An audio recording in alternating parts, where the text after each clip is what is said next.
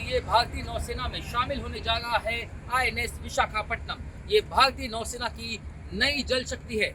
इसकी खासियत हम आपको बता दें, आज हम इसी जंगी जहाज पर मौजूद हैं। इसकी लंबाई 163 मीटर है, जो कि अपने आप में सबसे बड़े डिस्ट्रॉयर्स में से एक है।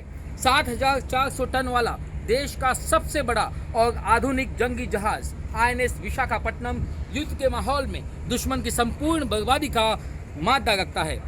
INS विशाखापट्टनम ऑटोमिक, बायोलॉजिकल और केमिकल हमलों के दौरान न सिर्फ अपना सीना चौड़ा करके खड़ा रह सकता है, बल्कि समंदर में 1 किलोमीटर की गहराई में सबमरीन में छिपे दुश्मनों की भी कब्र खोद सकता है। और यही वजह है कि ये नौसेना को सबसे बड़ी ताकत और उसकी ज़रूरत माना जाता है। देश के दुश्मनों का सबसे बड़ा विनाशक नाम है INS विशाखापट्टनम। समंदर में तरह तरह के परीक्षणों के बाद अब ये भारतीय नौसेना में शामिल होने के लिए तैयार है। इस INS विशाखापट्टनम डिस्ट्रॉयर में तकरीबन 50 ऑफिसर और 250 नौसैनिक, यानी कि कुल मिलाकर के 300 लोगों का स्टाफ तैनात रह सकता है। इसे एक बार में 4000 नॉटिकल मील तक ले जाया जा सकता है।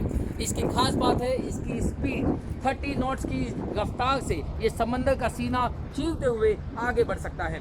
ज़मीन से हवा में मार करने वाली इसमें कई सारी मिसाइलें लगी हुई हैं, कई सारे अत्याधुनिक हथियार लगे हुए हैं। मैं अगर अपने कैमरामैन से कहूं कि वो आपको सबसे पहले इस शिप पर लगे हुए इस डेक पर इस रॉकेट लॉन्चर को दिखाए, ये है इंडिजीनियस रॉकेट लॉन्चर्स। मैं आपको बता दूं कि इसकी अपनी एक अलग खासियत है। इसके ठीक इस डेक के आगे अगर आप यहाँ दूसरी तरफ देखें तो इस रॉकेट लॉन्चर के ठीक सामने यहाँ पर दूसरी मिसाइल्स भी इंस्टॉल है। सबसे आगे है ब्रह्मोस मिसाइल। जी हाँ, भारत की सबसे बड़ी शान ब्रह्मोस मिसाइल। और उसके ठीक पीछे यहाँ पर है बराक 8 मिसाइल्स। मैं आपको बता दूं कि ज़मीन से हवा में मार करने वाली 32 बराक 8 मिसाइलें 70 किलोमीटर की दूरी से भी दुश्मन के फाइटर जेट को बर्बाद कर सकती है। वहीं दूसरी तरफ एंटी शिप ब्रह्मोस मिसाइल ये 290 किलोमीटर की दूरी से दुश्मन के जंगी जहाज़ को निस्नाबूद कर सकता है।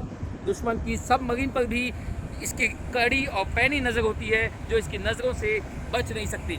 इतना ही नहीं, खराब मौसम में भी नौसेना के 2 हेलीकॉप्टर इस जहाज़ से ऑपरेट किए जा सकते हैं। या हथियारों की अगर मैं बात करूं तो इसमें कुछ स्पेशल गन्स भी इंस्टॉल्ड हैं, जिसमें 76 mm गन है। इसके अलावा AK-630 एंटी मिसाइल गन भी इसमें इंस्टॉल की गई है। ठीक ऊपर जो आप देख रहे हैं यहाँ पर कुछ रडार सिस्टम्स हैं। इसकी अगर मैं बात करूँ तो इजराइल में बना multi function surveillance threat alert radar इसे कहते हैं, जिसको ये भी कहा जाता है MF स्टार सिस्टम।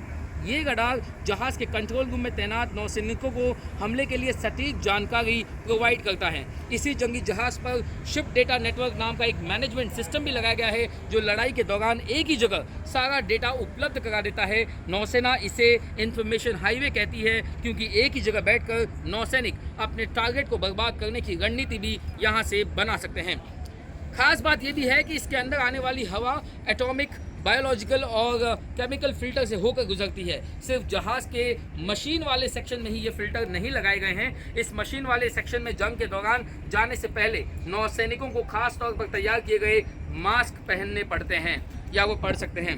जाहिर सी बात है कि रक्षा मंत्री जो है वो राजनाथ सिंह आकर के रविवार को इसका जो है कहीं ना कहीं इनॉग्रेशन करेंगे, जिसके बाद कुछ और ट्रेनिंग्स के बाद INS विशाखापट्टनम भारतीय नौसेना में शामिल हो जाएगा और अरब सागर के साथ साथ हिंद महासागर में भारतीय नौसेना की शान बनेगा। और जो वॉर क्राई यहाँ के जवान अपने साथ लेकर के समंदर में सफ़र करेंगे वो हैं वीर विजयी योद्धा हम विशाखापट्टनम विशाखापट्टनम। ये थी special coverage on board INS Visakhapatnam से, सिर्फ आप हमारे खास दर्शकों के लिए इस डिजिटल प्लेटफॉर्म पर।